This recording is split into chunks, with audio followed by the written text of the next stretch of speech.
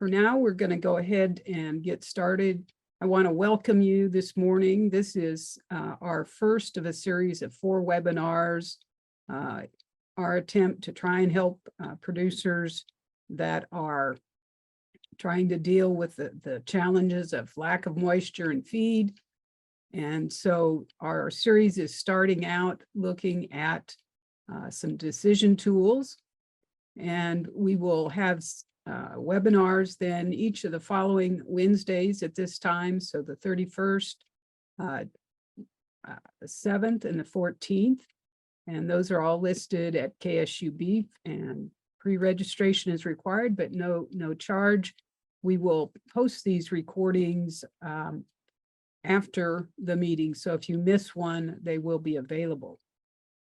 Want to recognize my other beef team members that are on with us this morning. AJ Tarpoff is our extension veterinarian. Dale Blasi is joining remotely, he is our stocker specialist. And then other specialists not able to join, Jason Warner, cow-calf extension, Justin Wagner is beef systems, and Jamie Lynn Farney, also beef systems specialist. And so with that, I want to introduce our speaker this morning. We're very pleased to have with us Brett Crosby. He is a rancher first and foremost, so he talks your language, but he's also done a little time in school and has a degree from K-State, and we'll be talking today about a tool that I think was developed as part of his graduate work. And so while his little area of the country looks like it has a little more moisture now, I believe last year, Brett, you were fairly dry as well, and you've been down this road before. So we're really pleased to have you with us today, and I'll turn it over to you. Okay, thank you, Dr. Johnson. I appreciate it. It's nice to join you all, and I hope that we can. My goal today is to help you understand some analysis tools that I use quite a bit. I am located in northern Wyoming, southern Montana. My house is I can't quite throw a rock to Montana from my house, but I can get on my horse and ride to Montana in about 5 minutes. Well, no, it'd take me probably about 30 minutes, but I'm about 5 miles south of the Montana state line, and my family has been here for 123 years, and we've been running livestock in the northern Bighorn Basin, which is a desert. And this actually is a picture of cows that let's see, I'm not sharing my screen yet, am I? This is as soon as I start sharing my screen. There we go. You'll see that I'm used to dry country, and yes, we have had some dry summers the last few summers. We got bailed out by a storm, a late storm last spring that got us through the summer. Because in country like this, you're looking at probably 7 inches of precip a year. We run from, this is where we winter. We run cows from here, elevation about 4,500 feet to the top of the Bighorns, which runs up to about 10,000 feet. So our precip zones go from 7 inches to about 47 inches up in the higher elevations, and drought is something that we are always trying to manage and stay on top of. There are a lot of different ways to deal with drought now that we didn't have 20 years ago. The pasture rangeland forage insurance is an excellent program. I've used the NAP, you know, the FSA has some good programs, but still there are times when we have to wonder, we have to just make a decision. What are we going to do this year? Because we don't have enough grass to feed them, and that's not only a very stressful decision, it can become very complex very quickly. So just as a background, you know, your profitability for a cow-calf producer, the things that affect profitability on the income side, first of all, is your calf crop percentage, and right along with that is the price you receive for those calves. Then come calf weights and your pregnancy retention rate. All of those things are, by the way, are affected by a drought. On the expense side,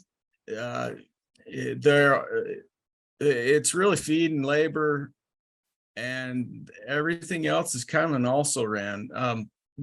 I figure maybe $50 a head for repairs and supplies. You got some bulls, but really your big expense every year, if you are a typical cow-calf producer or you run stockers, is going to be in feed and labor.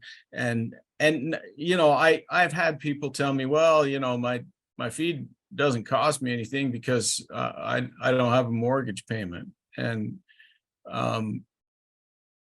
my response is, well, yes, it does. You just have two businesses. You have a landowning business that is subsidizing your cattle business. Your feed is always going to cost you something, and it's going to be more than property taxes, because you can always rent pasture out to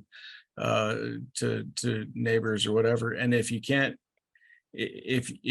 make more money running your own cattle than you can by renting your ground to someone else, then you're subsidizing your own cattle operation. So a drought is going to affect all of these things. You're gonna spend more money in fuel because you're probably gonna have to haul them to different. You're gonna have to find different pastures. You're obviously gonna spend more money in feed because Mother Nature isn't giving it to you. You've got to have more money in. You've got to have more labor to do all of these things, to make all of these changes that you need to make. Your calf crop is probably going to be affected because you're probably you may have to sell some cows, and the calf price may be affected because you may be selling them before they're really ideally ready to sell. Calf weights, we know, are a function of the feed, and then finally, you know, pregnancy rates suffer in a drought as well. So you've got all these things that are affected, and all of those things affect your profitability. So the question is, how do we make these difficult decisions? And the first thing you got to ask yourself is, what's your end game? Are you just trying to survive short term, and then you want to pass things on to someone else? Are you just in a short term pinch that you need to get through, or are you really in this for the long haul, and this is something that has the potential to affect your long-term survivability. So, if short-term survival is what you're looking at, that's most often a resource constraint. That's a capital, operating loan type constraint, or something like a drought, where you have to make a decision that you expect is temporary. But the thing to remember is that short-term solutions should have short-term results, and we don't want to get into a situation where we're trying to solve a short-term problem with a long-term solution, and that's it's analogous. I was talking to a banker the other day. I said, people running out and selling cattle prematurely or before they're ready is kind of analogous to harvesting a crop a month early because you need to pay the fuel bill. It doesn't make a lot of sense. That affects us in the long term. So we want to make sure that when you're solving a short-term problem, it's going to give you a short-term result, and it's not going to affect the long-term profitability of your operation, which means you got to make every decision with a downstream focus. In other words, how is this going to affect me in the long run? And we'll talk about that more in a second, but effective decisions start with clear goals. And when we make these decisions, we've got to focus on the big things, focus on the things that really matter. And that means you got to start by looking at how can I optimize my calf crop, the number of cattle I have to sell, and the number of cattle I'm going to have to sell in the future. And then you got to sit down and you got to write down all the possibilities that you can that are available to solve in this situation. Solve your drought problem. What are you going to do with your cattle? But you want to make sure that when you're doing that, you keep the long range, the long-term goal in mind. You want to preserve the efficiency of your herd, and you want to protect the factory. That means that the last thing you really want to do is start selling good cattle. That means that a good decision is no better than the information upon which it's based. And that's where we start getting into using tools that provide information and help you make good decisions based on good information.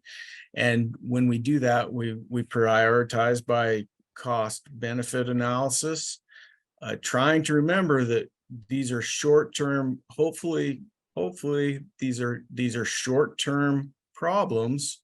So we need to preserve flexibility in case conditions change, and we are suddenly able to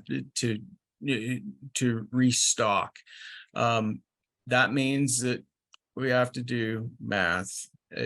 And math isn't just another four-letter word. Everything we do requires some sort of mathematical or scientific analysis. And I've said before over and over, and I will say it again, people are willing to do anything to solve a problem but math. Unfortunately, that doesn't help.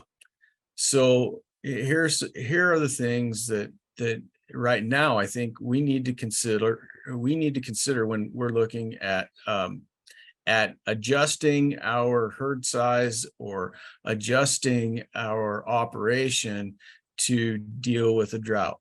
First of all, what are your cattle worth to you? And by that, I mean, what do you expect those cattle to bring you in revenue over the next couple of years? And that's important particularly now, because we are in we're in a position in the cattle cycle where we have a very low herd inventory. It could possibly go lower. We could possibly lose more cattle this year, which means calves are going to be worth a lot in the coming years, barring some unforeseen black swan type event. So what are these cattle that you have worth to you, without knowing what you can expect from them in revenue? You cannot really make a good decision. And that means that you have some short-term expectations, but you plan for long-term. You plan for the long term, so you're making short-term decisions with a long-term plan in mind. And so let's talk about Beef Basis. Beef Basis is beefbasis.com is a price forecasting. It started as a price forecasting website that my company, Custom Ag Solutions, and K-State economists at the time, Kevin DeVetter, Jim Minter, Terry Castens, worked on. We started back in 2006. We did this. We started this first of all just to get a price forecast for steers or heifers of different sizes and different weights, because the feeder cattle index reflects steers weighing 800 pounds now, which means that the price of steers is a lot different than the price of say a 450 pound heifer, or a 450 pound steer. There just is a huge, sometimes a very, very large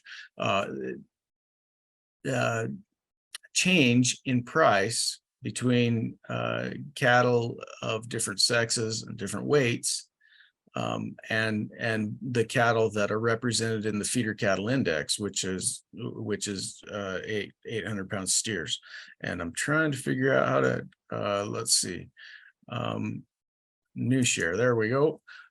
So let's go to Beef Basis and let's show you what we have. Beefbasis.com is the URL, and you need to, when you go to beefbasis.com, you can you're going to see this homepage, and this is all you're really going to see unless you create a login. It's free to create a login. All you need is an email and a password. But we forced that so we can keep the bots and and all of that other stuff out of our site. But once you log in, it takes you from the homepage to a page that looks like this. Maybe my internet's a little slow, sorry. And you have all sorts of tools here in this place. I want to talk about 4 different tools that are valuable with Beef Basis. So we've logged in. I'm going to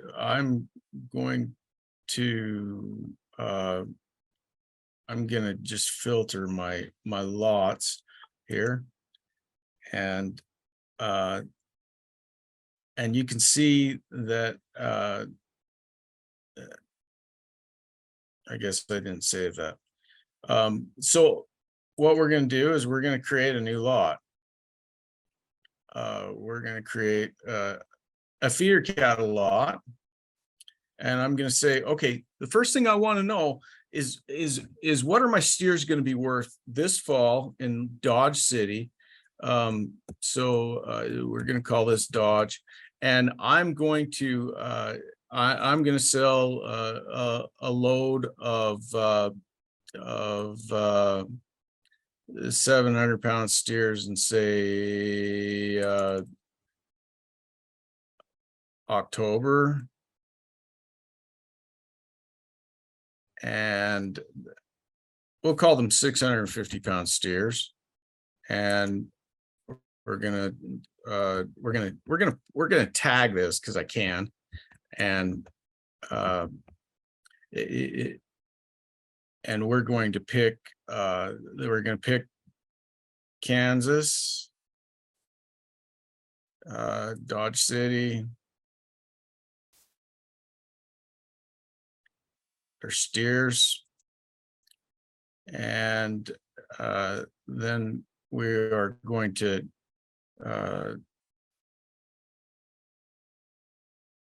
we're going to save the lot. Okay. And now I have two of them. I have two lots that are in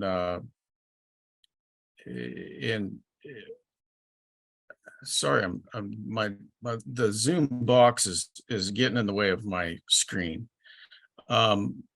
So in our case state example, we have two lots of 650-pound steers.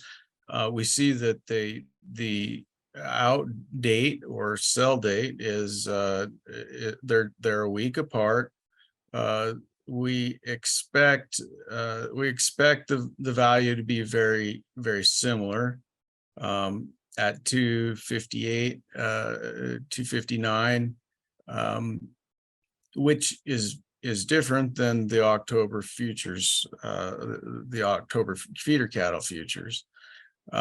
So the first tool we have is a price forecast. Now, I can go in here and I can just edit this. Let's call these heifers and save that.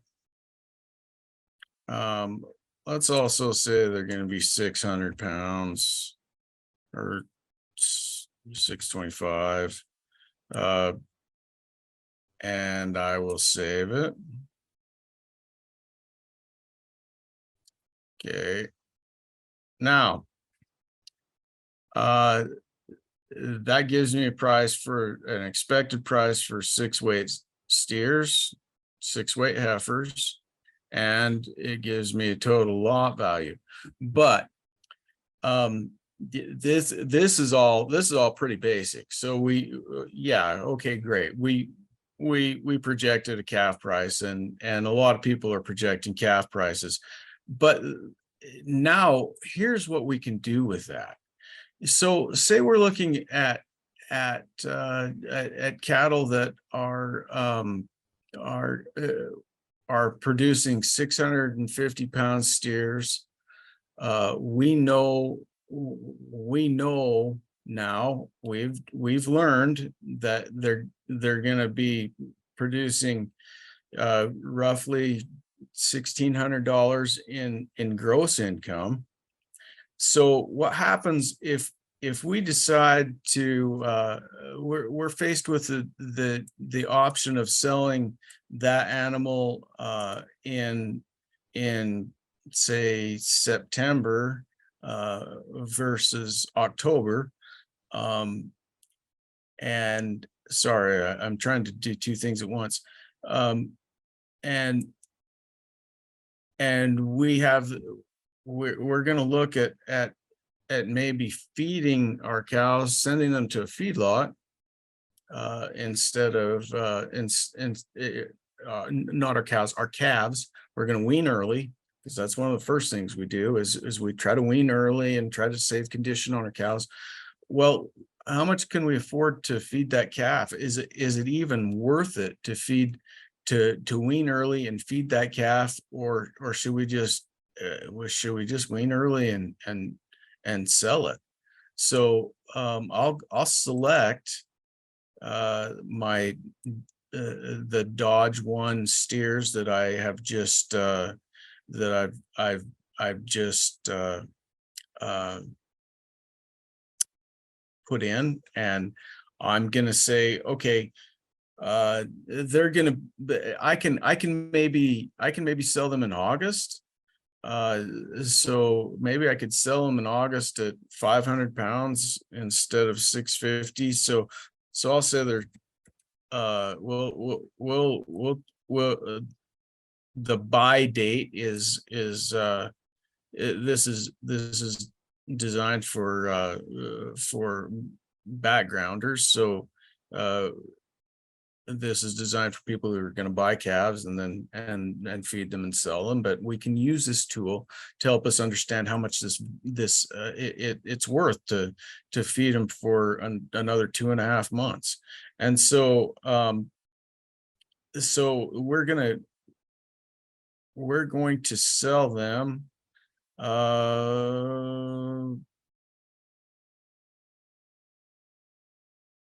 at maybe 550, and then we'll calculate this and we'll see what the value difference is between those 550-pound steers in August and the 650-pound steers in October. And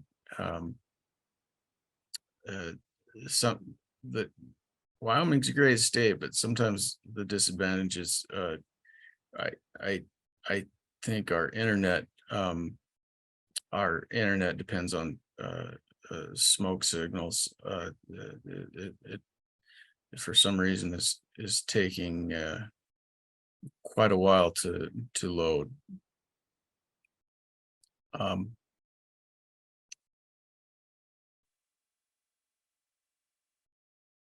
While we're doing that, we'll go to another tool.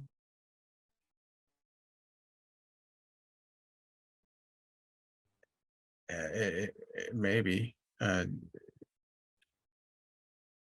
and we will we'll look at a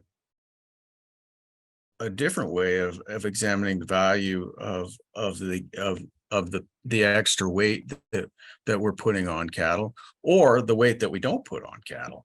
So let's say that we have cattle that we're gonna do.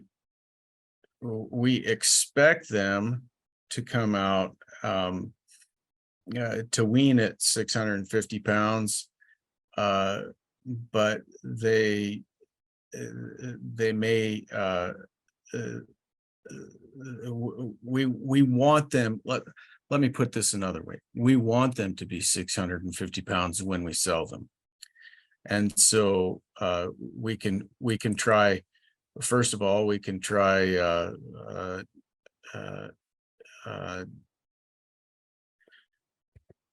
we can try them gaining 2 pounds a day. And we start in August. And we can start them gain 2 pounds a day. We can see that they're between 640 and 650 in September. And we can see that they're worth about $1,640. That means that between the 2nd of August and the middle of September, we've added about $150. They were worth $1,400. We expect them to be worth $1,493 in the first part of August. We expect them to be at 640 pounds. We expect them to be worth $240 more, $1,640. Price difference is about $14 a hundred. So the value of that extra 190 pounds was $124. So in other words, what we're saying is we can wean those calves early, and if you can put, and if I can put weight on them for less than $1.24 a pound, then I'm better off to wean them early, send them to a feedlot and retain ownership, and sell them at 650 like I always do. Now, we must be stuck here. I'm not quite sure what we did wrong. But my internet froze up on me.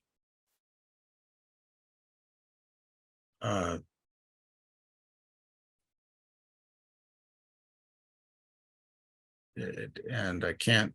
There we go. Okay, so let's just use this one again. We go back to backgrounder. So that's the stalker. The difference between the stalker value of gain and the background value of gain with the background value of gain, we're coming out at the same weight using different daily gains. And with the other one, we're using the same daily gain. With a stalker, we're using the same daily, we're using a consistent daily gain, and we are coming out at different weights over time. So for example, if we're looking at the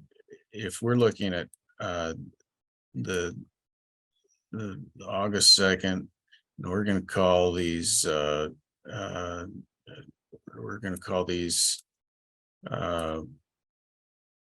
October calves, and we're gonna say they're in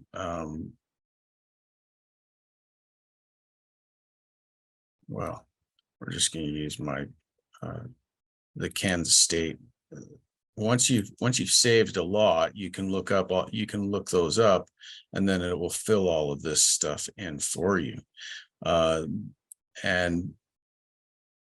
And so you need to decide when you're going to wean. And in this particular instance, we're going to wean in August.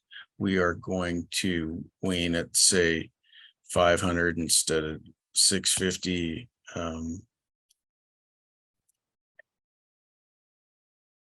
Let's say we have really dry conditions.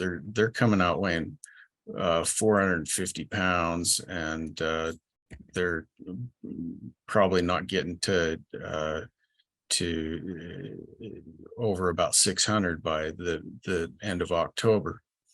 Okay, when we look at this, we are going to look at a target selling weight, as opposed to the stalker value of gain that we just discussed, where we look at a target of gain. And I don't know why it's freezing up.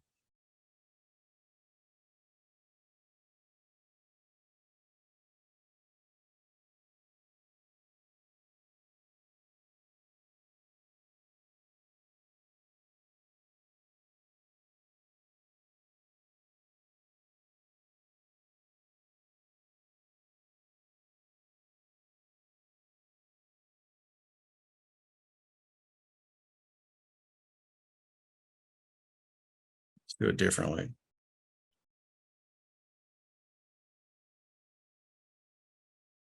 let's say that we are looking at cattle that are going to wean. We're going to wean at 650 normally, but let's say we have kind of a train wreck and they're 100 pounds lighter. So this particular tool is the expected value of additional weight at the time of sale. So this tells me I'm going to sell them on in October. If they stay on the grass that they have, they're not going to be able to come off at 650 pounds. But what if we want to supplement them a little bit?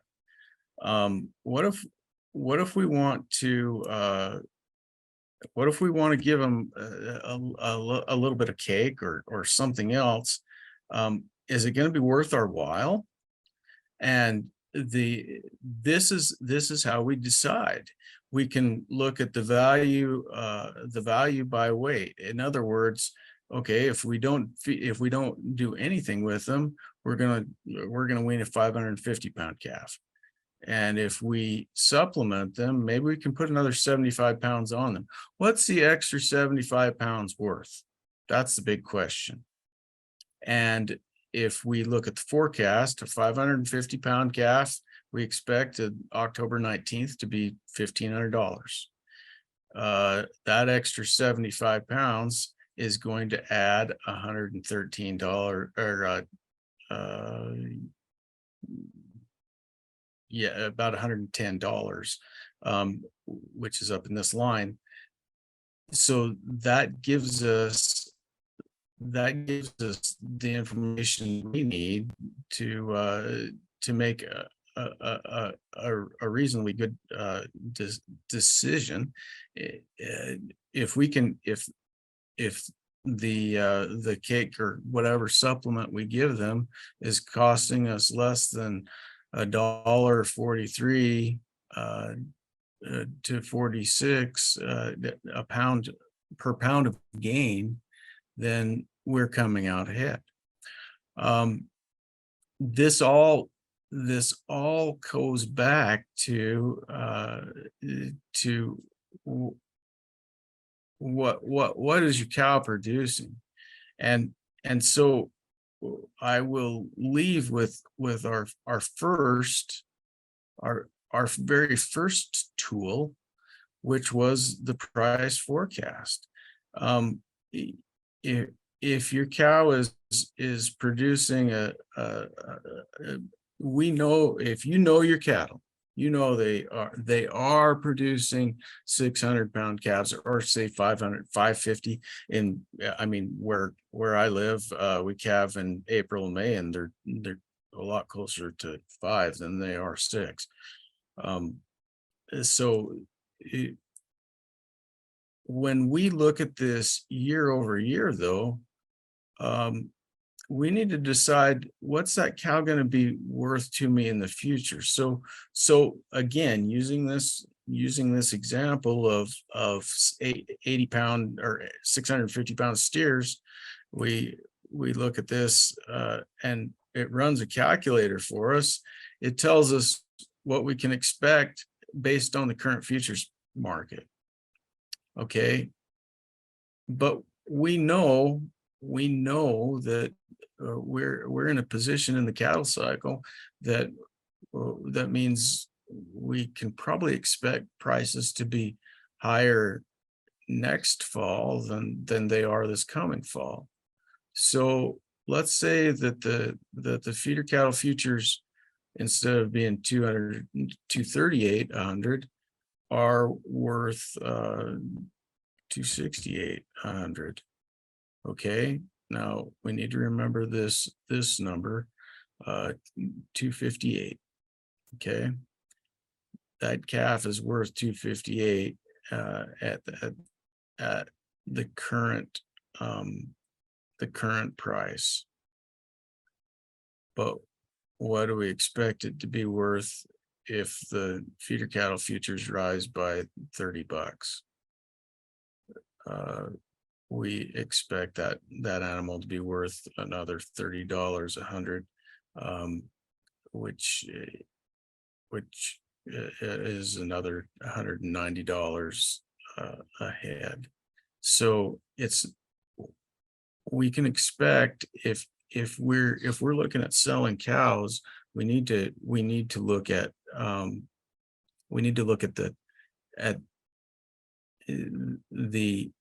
the forecast for future calf crops. So we can expect a $1,500 calf this year. Next year, we're going to be looking at more like a $1,600 or $1,700 calf. So are we willing to give up that cow? Are we willing to sell her? Or if we have to sell her, or if we need to do something with her, what is it worth for us to feed her for another couple of years, or for another couple of months? And the answer is, well, we're going to get the added value of gain by feeding that cow and calf for another couple of months. And you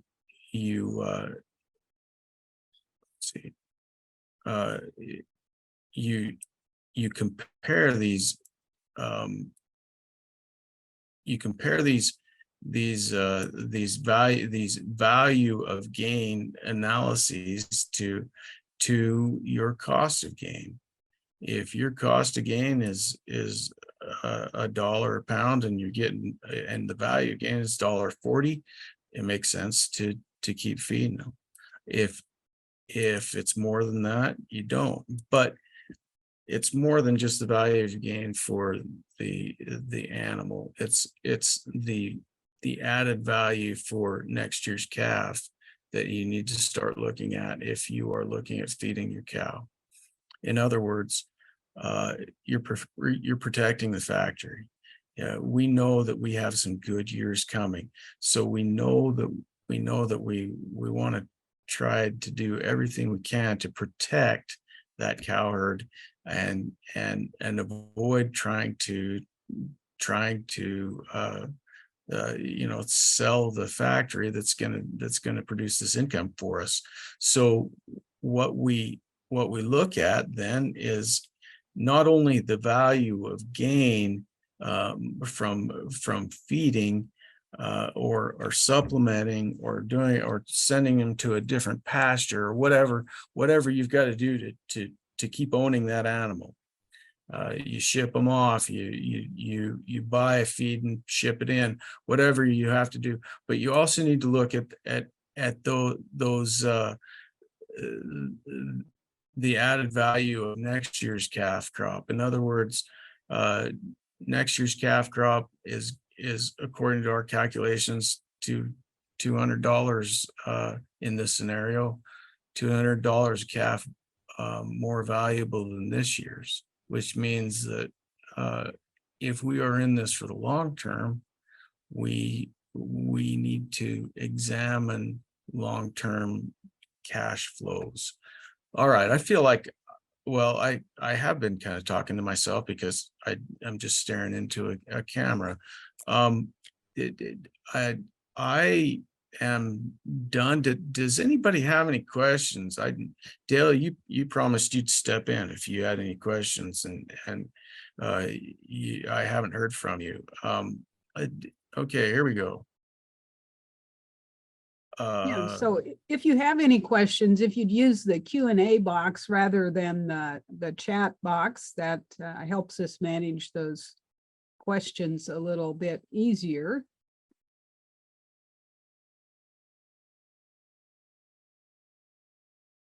Nothing. Well, sometimes they need a moment to collect their thoughts. Okay.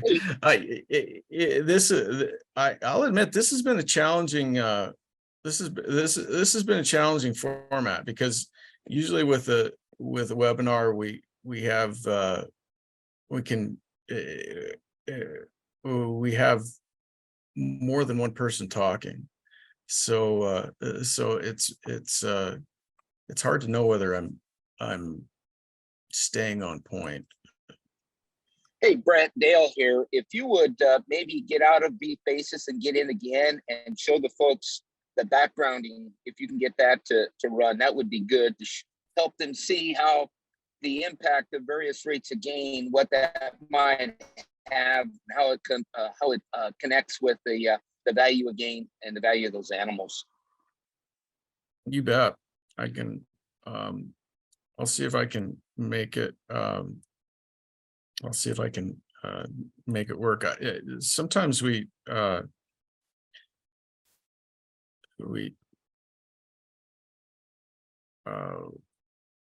have some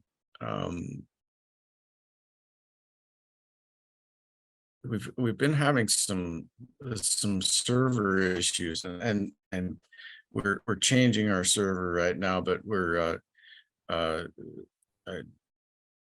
occasionally we run into this, and I'm glad you brought that up, Dale, that a lot of times you can just log out, log back in. Sometimes we do have people working on updating information, and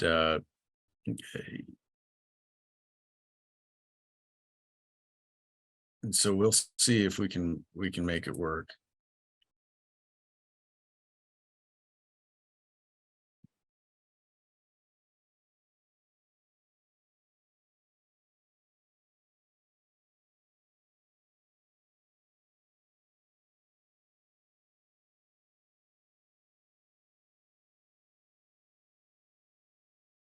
Let's see.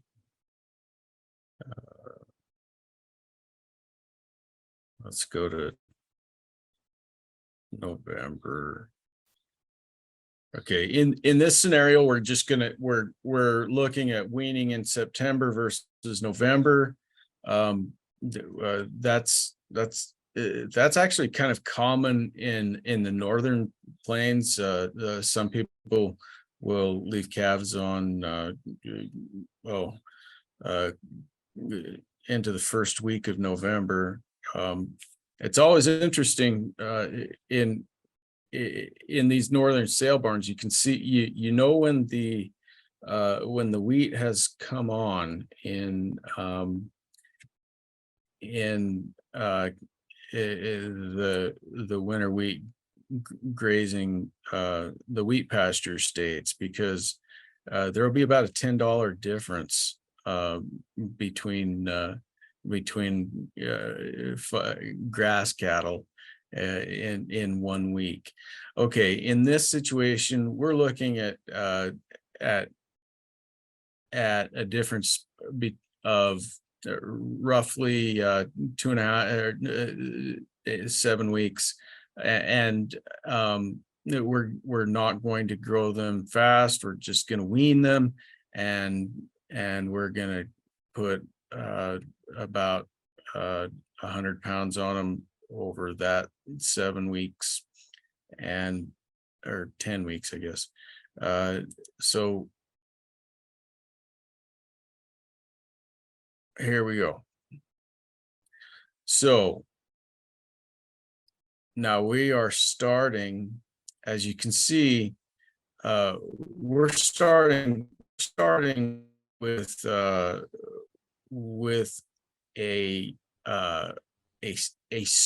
starting average daily gain, and we are decreasing our average daily gain, and we see the selling weight does not change. The selling weight is 650 pounds. So this tells us at what rate of gain can we optimize our investment or our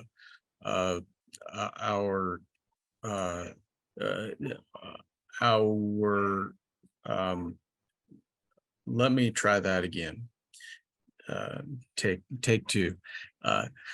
What's the ideal rate of gain for calves if we're going to pull them off early, or even if we're not going to pull them off early, if we're just going to pull them off, but we instead of weaning them and backgrounding them ourselves, we're gonna send them somewhere else. What do we want to feed them to gain, and what is that gain worth?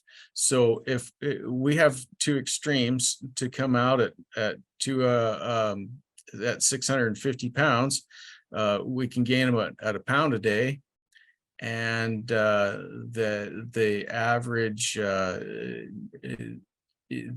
value that we add per head is around $150, and we can gain them at 1.7 pounds per day, come out earlier, and we're still right around $1.46 or $1.46 pound, $146 a head. In general, the faster we gain them, the lower the cost of gain. So my guess is that for most people, this would be the better option. But thank you, Dale. The difference between the backgrounding analysis and the stalker analysis is, with the backgrounding analysis, we're coming out at a set weight, and we're looking at what's the ideal average daily gain. With the stalker analysis, we're coming out at a set date, and we're trying to figure out well, we're coming out at different dates, but we instead of selling at the at a specific weight, the variable then, or I mean, the constant is the average daily gain. So in other words, if you're putting them on a wheat pasture and they're going to gain 2.3 pounds, then you set it at 2.3 pounds. This tells you, okay, if they're gaining 2.3 pounds a day, where am I probably the best off to try to try to market those animals at different weights. So they're two different tools that both kind of give us a value of gain from a different perspective. So that is the one you were looking at, correct, Dale? Yes, sir. I think it's also important, Brett, to point out to the viewers that your tool in the backgrounding allows them across several different states and auction markets within each state to try to get a little bit more closer of an estimate. Thank you. Yes, this is available for markets. So we have the largest private database, marketing database in the country. We have every auction that the AMS reported from 1996 on, and we have every transaction in every market that they reported from 1996 to 2018, and then they decided that they weren't going to record transactions anymore. They just give us weighted averages. But if we go back to the homepage, see that we have regression analysis. In other words, we have price forecasts for about 10 or so states right now, and we plan to we keep adding new states, and we plan to have 25 by the time we are finished, and we are going to keep expanding. But we also have every location that had enough data to run an analysis for every one of those states. So yes, you can choose. So for myself, I usually choose a Billings market or a Torrington, Wyoming market.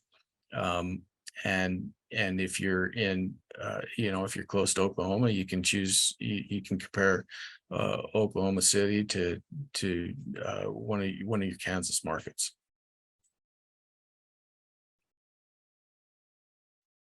Anything else? I don't believe we've had anything come into our Q&A box. We are right at an hour. And any other comments from the rest of the beef team?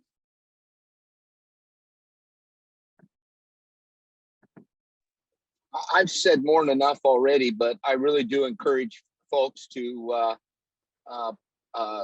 get familiar with this tool and look at the prospects that it can do as you're looking at the cost of supplementation or holding cattle, as Brett was alluding to.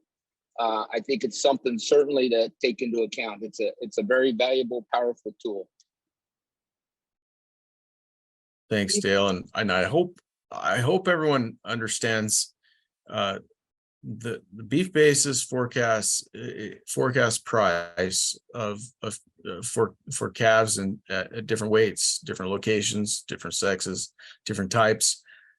But then with those forecasts, you can compare the value of those same calves at different weights, and then use that comparison to help you make decisions about retaining them, about what selling them. You can make decisions about what your cows are worth to you by forecasting prices based on what we can kind of expect going forward in the future, and also what the cows are worth based on what those calf prices we expect to be this coming fall. So I wish I had answers for everybody on how to deal with their drought situation. I don't have any answers, but I do have I can recommend using beef basis to determine where it makes sense to invest and where it makes sense to cut the cord, so to speak, when it comes to liquidating. And by the way, I am always available. Yeah, I'm on Twitter at MBA Cowboy is my Twitter handle, but I'm always happy to answer anybody's questions, and I really appreciate this opportunity. Well, thanks, Brett. We appreciate that. And yeah, I encourage folks as they try this out, don't hesitate to ask questions. And, if you're not quite sure about the interpretation, we've got a number of folks on our team that are also familiar with it, as well as Brett. And I just want to remind you of our next webinar, which will be